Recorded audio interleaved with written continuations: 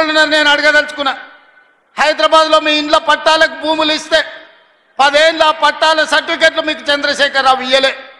నేను వచ్చిన తర్వాత మీ కుటుంబాలను పిలిచి రవీంద్ర భారతిలో భోజనం పెట్టి మీ జర్నలిస్టులకు ఇండ్ల పట్టాలు నేను ఇచ్చిన మాట వాస్తవం కాదా? 10 ఏళ్ళు చంద్రశేఖరరావు మీకు అన్యాయం చేస్తే మీకు ఇండ్ల పట్టాలు ఇచ్చింది ఈ ప్రభుత్వం కాదా అని నేను అడుగుతున్నా. ఇవాళ గ్రూప్ 1 పరీక్షలు, గ్రూప్ 2 పరీక్షలు, గ్రూప్ 3 పరీక్షలు, ఇవాళ మీ ఉద్యోగాల కోసం ఈరోజు పరీక్షా ఫలితాలను ఇచ్చి ఈరోజు మిమ్మల్ని ఆదుకునే ప్రయత్నం చేస్తున్నాం కదా. అందుకే ఒక్క నిమిషం ఉండండి, చూసిన దించండి. అందుకే ఈరోజు మీ సమస్యలు పరిష్కరించడం కోసమే ఈరోజు ప్రజాపాలన ప్రగతి బాటల పేరు మీద మీ ముందుకొచ్చి మీ దగ్గర నిలబడి మాట్లాడుతున్నాం. ఈరోజు నిరుద్యోగ సమస్యనే కాదు, మీ విద్యకు సంబంధించి టీచర్ల ప్రమోషన్లు 11,000 మంది ఈరోజు టీచర్ల నియామకాలు చేపట్టి పేదలకు విద్యను అందుబాటులోకి తీసుకురావాలని ప్రభుత్వం చేస్తున్న ప్రయత్నం నిజం కాదా అని నేను మిమ్మల్ని అడుగుతున్నా.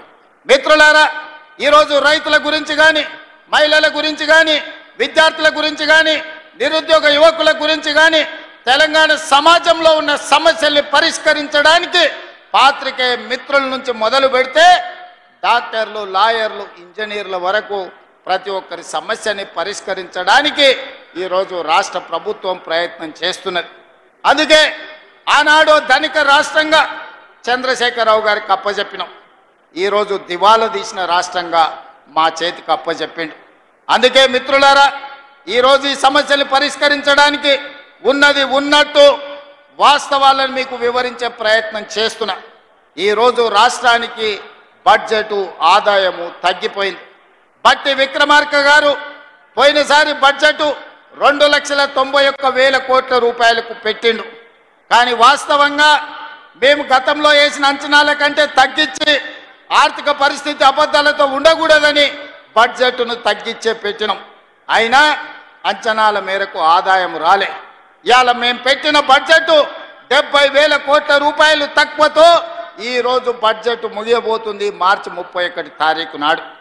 మరి ఇన్ని కష్టాలు ఉన్నా మీకు ఇస్తామన్న మాట ప్రకారం సంక్షేమ పథకాలను ఈరోజు అమలు చేసే ప్రయత్నం చేస్తున్నాం.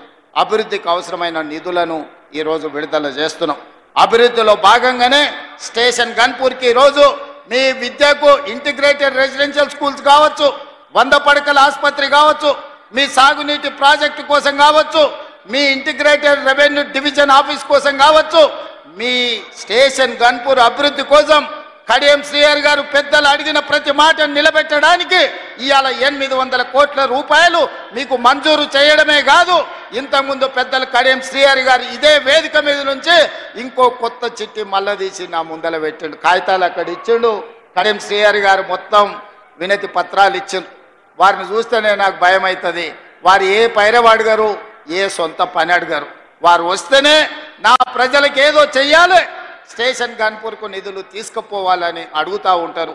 అందుకే వారంటే నాకు ప్రత్యేకమైన అభిమానం. ఇది ఈనాటిది కాదు, 20-25 ఏళ్ల నుంచి కడియం శ్రీహరి గారితో నాకున్న పరిచయం. నేనే వారిని అడిగి కాంగ్రెస్ పార్టీలోకి రండి, నాకు అండగా నిలబడండి, ఈ తెలంగాణ రాష్ట్రాన్ని అభివృద్ధి పదం వైపు నడిపిద్దాం, మీ అనుభవం, మీ నిజాయితీ తెలంగాణ రాష్ట్రానికి అవసరం ఉన్నది, శ్రీహరి గారు మీరు రండి, చెల్లి కడియం కావ్యను ఎంపీగా గెలిపించుకున్న బాధ్యత నేను తీసుకుంటా అని చెప్పిన. అందుకే ఇవాళ మీ ఆడబిడ్డను డాక్టర్ కావ్యను పార్లమెంటు సభ్యురాలుగా మీరు ఢిల్లీకి పంపిస్తే మీకు ఎయిర్పోర్ట్ తీసుకొచ్చింది, మీకు రైల్వే కోచ్ ఫ్యాక్టరీ తీసుకొచ్చింది, భవిష్యత్తులో కాజీపేట రైల్వే జంక్షన్ను తీసుకొచ్చే బాధ్యత మీ సోదరిమణి మీ ఆడబిడ్డ డాక్టర్ కావ్య తీసుకుంటుంది. వారికి రైల్వే డివిజన్ని తెచ్చే బాధ్యత మా ఆడబిడ్డ మీ ఆడబిడ్డ కావ్య తీసుకుంటుంది. అండగా నిలబడి భుజం తట్టి ప్రోత్సహించే బాధ్యత నాది, పెద్దలు కడియం శ్రీహరి గారిది అని చెప్పి నేను ఈ సందర్భంగా తెలియజేస్తున్నా. మిత్రులారా, మీ దేవాదుల ప్రాజెక్టు పూర్తి కావాలన్నా, శ్రీహరి గారు నా ముందు ప్రతిపాదించిన పనులను పూర్తి చేయాలన్నా, మీ స్టేషన్ గన్పూర్కి భవిష్యత్తులో నిధులను విడుదల చెయ్యాలన్నా మీరందరూ కలిసికట్టుగా శ్రీహరి గారి నాయకత్వాన్ని బలపరచండి.